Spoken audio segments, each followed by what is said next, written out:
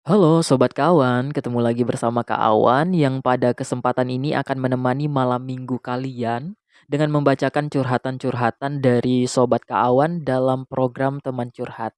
Nah, untuk kalian yang pengen curhat atau cerita tentang perjalanan hidup kalian, boleh jadiin Kak Awan teman curhat kalian dengan kirim melalui email kaawanofficial@gmail.com. Nah, malam ini Kak Awan mau bacain curhatan dari salah satu sobat Kak Awan. Untuk itu yuk kita dengerin curhatannya.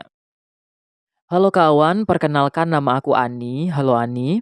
Aku mau cerita dong tentang bagaimana aku dan segala ketidakberuntunganku. Sejak umur 12 tahun aku sudah tinggal bersama nenek dari ibuku. Neneklah yang merawatku, membiayai hidupku dari SD sampai aku lulus SMA. Sedangkan kakekku sudah lama meninggal. Kata nenek, kakek meninggal sejak ibuku masih kecil. Nenek hanya memiliki satu orang anak, yaitu ibuku. Sedangkan ayahku juga sudah lama meninggal ketika aku berumur 2 tahun. Tapi sampai saat ini, aku bahkan tidak tahu seperti apa rupa ayah, karena tidak ada satupun foto almarhum yang tertinggal di rumah. Kemudian ibuku menikah lagi ketika aku kelas 5 SD. Setelah menikah, ibu pindah bersama ayah tiriku ke daerah tempat ayah tiriku berasal. Alasan mengapa ibu tidak membawaku pindah bersamanya adalah karena pada saat itu perekonomian ayah tiriku memang belum mapan. Sehingga ibu bermaksud membantu ayah tiriku berbisnis dulu di sana, dan ketika perekonomian mereka stabil, baru ibu berencana mengajakku bersama mereka. Tiap malam sebelum tidur, aku selalu berharap jika esok pagi ketika aku terbangun, semoga ku jumpai ibu yang datang menjemputku. Namun keawan, anganku selalu patah saat ku hadapi kenyataan yang tak sesuai dengan harapanku. Tiap sore aku selalu duduk di depan pintu, berharap wanita itu datang setidaknya memenuhi janjinya kepadaku. Namun sampai harapanku pun pupus, dan namanya menjadi asing di telingaku, tetap tak pernah kujumpai ia datang menemuiku. Sejak saat itu, kutanamkan dalam diriku bahwa aku sudah tidak memiliki siapapun di dunia ini kecuali nenek.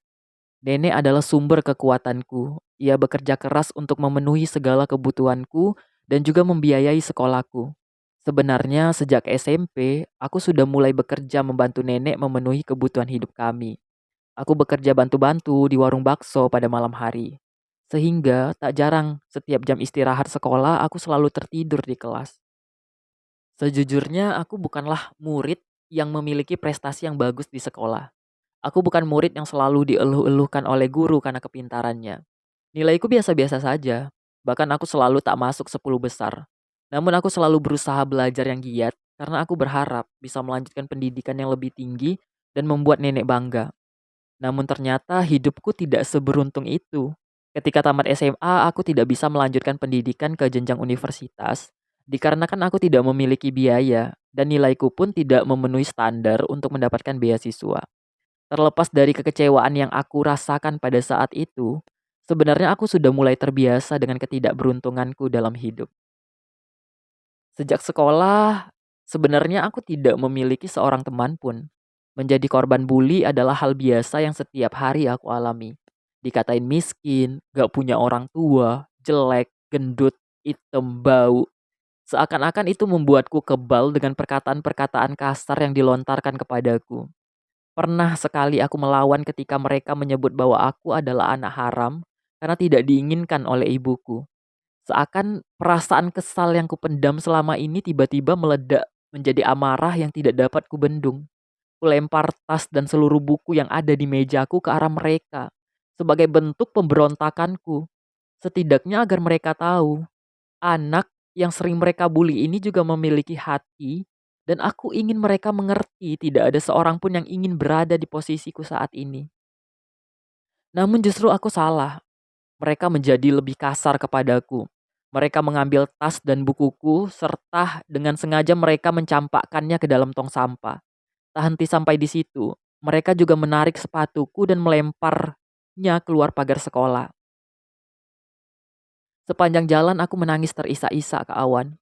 Sambil membawa sepatuku yang robek serta tas dan bukuku yang kotor akibat dimasukkan ke dalam tong sampah. Sejenak aku berhenti pada sebuah rumah kosong. Kuhabiskan seluruh tangisku dan rasa ketidakberdayaanku di sana. Agar tidak ada sisa air mata dan raut wajah sedih, yang akan dijumpai nenek di rumah nanti. Karena aku tahu, itu pasti akan membuat nenek khawatir. Setelah tamat SMA, aku berusaha ke sana kemari mencari pekerjaan agar setidaknya aku bisa menggantikan nenek menjadi tulang punggung keluarga. Berkali-kali ditolak saat melamar pekerjaan dan sampai akhirnya alhamdulillah aku diterima menjadi karyawan di salah satu toko pakaian.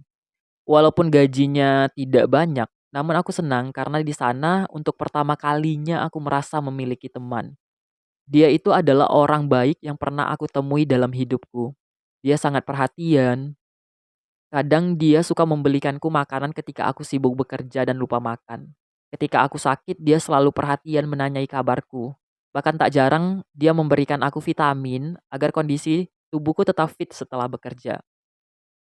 Aku yang selama ini merasa bahwa kehadiranku tidak penting oleh siapapun dan tiba-tiba diperlakukan dengan baik oleh seseorang, membuatku tersentuh dan tanpa aku sadari perlahan aku mulai memiliki perasaan yang lebih terhadap lelaki itu. Aku mulai menunjukkan sikap perhatianku kepadanya. Setiap pagi aku membawakannya sarapan, kadang aku menggantikan jam lemburnya ketika dia ada urusan. Ketika dia ulang tahun, aku bahkan membelikan dia hadiah. Aku merasa bahwa waktu yang kulalui bersamanya terasa sangat bahagia. Sampai pada saat di mana seluruh karyawan toko membuat gosip tentang kami. Banyak dari mereka yang mengatakan bahwa kami pacaran. Sejujurnya saja, aku memang berharap lebih padanya kala itu. Namun ternyata tidak dengan dia. Perlahan dia justru mulai menjauh dariku dan menunjukkan sikap tak acuh. Namun diriku yang tidak sadar diri ini tetap berusaha untuk tetap dekat dengannya. Sampai di mana ia berkata padaku untuk menjaga jarak dengannya karena sejujurnya ia mulai merasa risih dengan gosip yang melibatkan dirinya. Dan dia menekankan bahwa tidak ada perasaan apapun dan hanya menganggapku sebagai teman biasa. Dia memperlakukanku dengan baik hanya karena dia kasihan kepadaku. Dan yang membuatku merasa bersalah adalah selang beberapa hari kemudian dia resign dari toko. Padahal aku sudah mencoba berusaha menjelaskan pada karyawan lainnya bahwa kami hanya sebatas teman. Aku mencoba menghubunginya untuk meminta maaf. Namun dia memblokir nomorku sehingga aku tidak bisa menghubunginya lagi. Kak Awan, seharusnya pada saat itu aku sadar diri bahwa aku memang tidak pantas untuk siapapun. Jangankan berharap untuk dapat dicintai oleh orang lain. Bisa mencintai diri sendiri saja seharusnya aku sudah bersyukur. Namun, aku yang tidak pernah beruntung dalam hal keluarga, pendidikan, pekerjaan, dan bahkan percintaan. Apakah tidak boleh aku mengeluh kepada Tuhan? Ya, itulah dia salah satu curhatan dari sobat Kak Awan yang bernama Ani. Ani, peluk jauh untuk Ani. Terima kasih karena telah menjadi kuat dan hebat sampai detik ini. Kak Awan mau bilang bahwa di saat kamu merasa dirimu tidak penting untuk siapapun, justru sebenarnya ada satu yang kamu lupa. Kamu lupa bahwa kehadiranmu adalah berkat terindah bagi seseorang. Ya, orang itu adalah Nenek Ani. Dan mungkin suatu saat nanti akan ada manusia lainnya yang merasakan hal yang sama. Ani pernah nggak sih bertanya sama nenek, apakah nenek beruntung memiliki Ani? Coba tanya sama nenek. Bagaimana kalau seandainya Ani tidak hadir di dunia ini? Kak Awan yakin bahwa nenek akan menjawab dia sangat beruntung memiliki Ani di seluruh hidupnya. Ketika Ani merasa bahwa nenek adalah sumber kekuatan Ani, Kak Awan juga yakin bahwa nenek juga merasa bahwa Ani adalah hidupnya nenek. Hidup itu singkat, namun prosesnya memang cukup panjang. Dan di saat proses yang mungkin penuh lika-liku itu, kita nggak boleh langsung ngejudge bahwa kita tidak beruntung dalam hidup. Karena hidup itu adalah teka-teki yang kita nggak pernah tahu akan seperti apa ke belakangnya. Bahkan detik selanjutnya saja, kita tidak tahu apa yang akan terjadi. Apa yang sebenarnya sedang Tuhan rencanakan untuk kita. Barangkali Tuhan sedang mengkokohkan hati kita. Bukankah sesuatu yang dengan susah payah kita dapatkan akan terasa lebih bermakna? Percayalah bahwa pelangi itu selalu muncul setelah hujan. Hanya kadang ia terhalang oleh awan, pegunungan, atau halangan lainnya. Tapi bukan berarti ia tidak ada. Setidaknya langit tetap akan cerah setelah mendung. Ani, di dunia ini ada ribuan manusia, dan tentunya mereka memiliki ribuan sudut pandang yang berbeda. Jangan hanya karena beberapa manusia yang kamu temui, lalu kamu merasa bahwa semua manusia itu sama.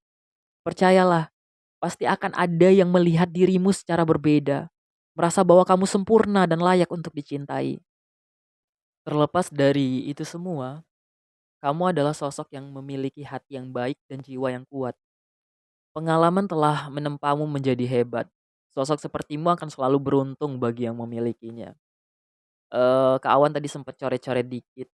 Kak Awan punya sesuatu yang ingin Kak Awan sampaikan sama Ani.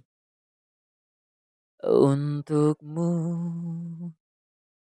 yang hebat,